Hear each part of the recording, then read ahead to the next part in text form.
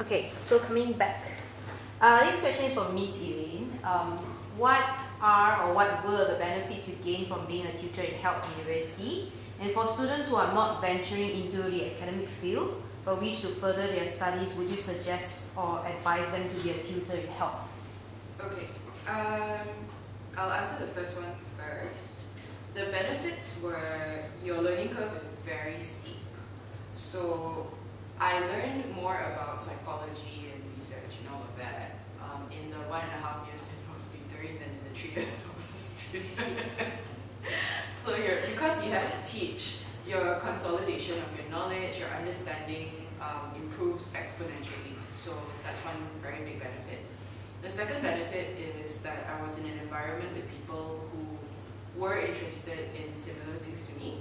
So I had a lot of very meaningful conversations, even with people who were not in my area, but with other lecturers, with the other tutors, and there was this sense of a shared purpose, which meant that it made like applying for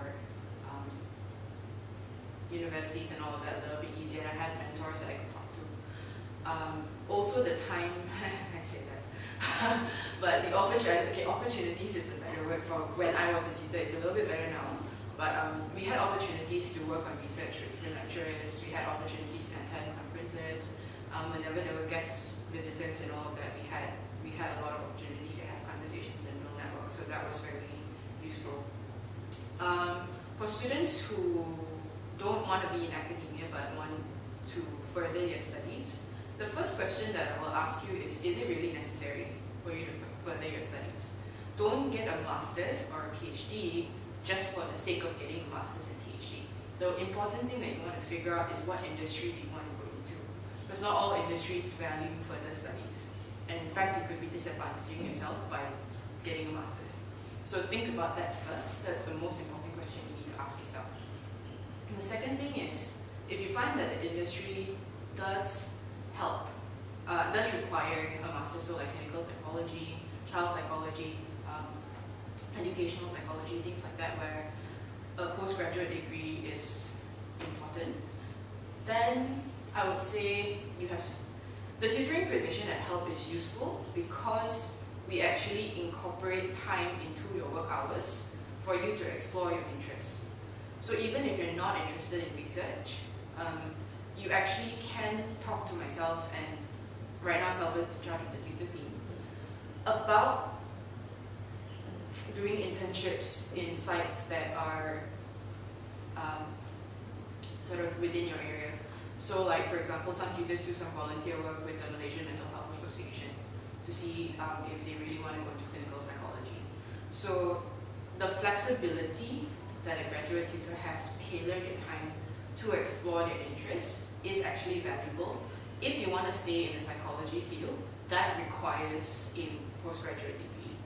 But if the field that you want to go into doesn't require a postgraduate degree, I would say just go straight into the industry, get your industry experience, because that's going to propel you a lot further faster than doing a postgraduate degree immediately after university.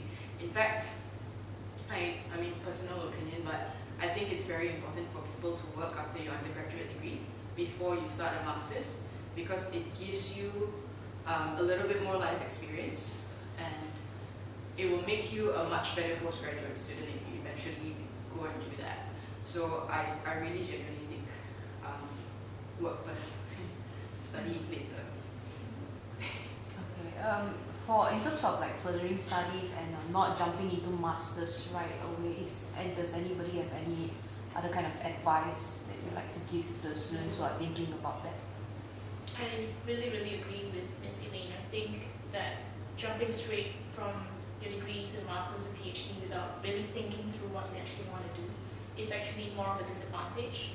For people who actually go out and work, I think it gives you a level of maturity that makes you actually more marketable, and also that gives you the chance to really think through, is this something that I really want to do, or is it this is just the next step for me? So I think I really wholeheartedly agree. Don't rush into doing a postgraduate degree. Go out and work and expose yourself, and essentially really find out what you actually want to do. To Miss Evone, right? This question is kind of related as well. How do I gain work experience in a clinical psychology field if I've just completed my undergraduate degree? And besides, internships and all that, is there any other ways that people can gain that experience specific to that field? Well, the most directly would be, as you mentioned, if you have graduated from undergrad, then just maybe apply to some centers, or associations, and sometimes they do get people to help out or to do some shadowings, or you can go there and learn more about how psychology field or mental health field is like. So that would be, I think, the most direct way to gain experience. Nighttime, I didn't. I went to MMHA to kind of help out and just sit in sometimes, attending the talks and all. I also went to like a private school to follow kind of that. There were some counselors there, so I just kind of follow them to do some para counseling. So these are some different ways that you can gain experience. If there's any workshops, talks, just go and attend and kind of. The purpose of that is just more for yourself to see whether these are things that really is what you want to do. Now, having said that, one thing about this is that what you get exposed to during your internship or this kind of post-undergrad experience are quite limited. So maybe you were exposed to like this MMHA or child, what we call autism center. But when you actually go into postgrad and you graduate from the masters, there are actually a lot of different settings that you can work in. You can choose which area you want to specialize in. So yes, draw experience from those settings, those places that you go to, but also bear in mind that there are also a lot of other areas in clinical psychology, for example, that are part of options as well once you graduate. Okay. What if you have so many ambitions but you have no money to achieve them because you need to work early and earn money for your younger siblings? So people who have kind of financial responsibilities but they have other ambitions as well. Do you have any advice for students in such situations? I think what we said earlier about time is probably really relevant here.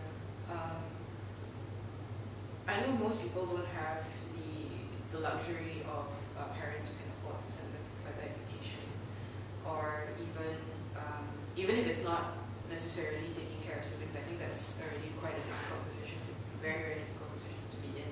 But a lot of us don't have the funding or even in a normal sense to further our education. I think the pressure or the stress that comes with thinking, oh, I'm not actually fulfilling my life's ambitions or my life's goals, is because we have a very linear view of how life should go. And we see life as, like Dr. Choy said, chapters, rather than just this progression. You realize that just because right now I'm helping out my siblings, it doesn't mean that I will have to give up my ambitions forever. Or think about your ambition from different angles, right?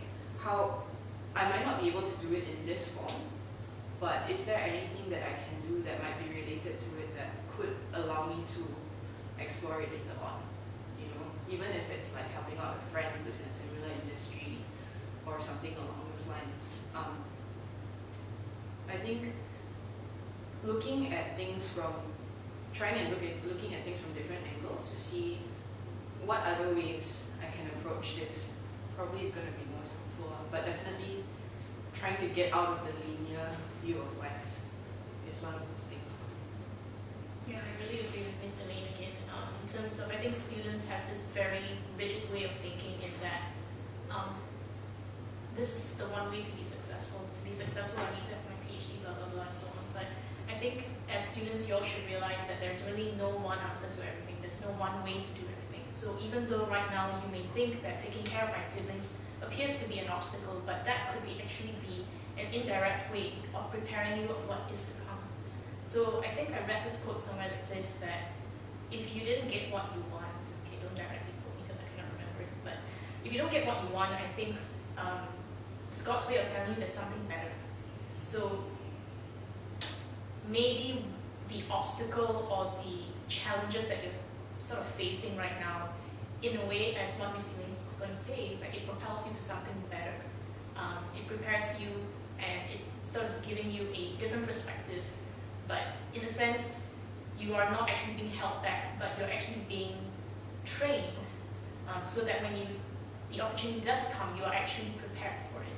So for that particular student, I mean, obviously finances are always convenient, but sometimes it can actually be a good thing because it makes you realize that, oh, there's actually another way to do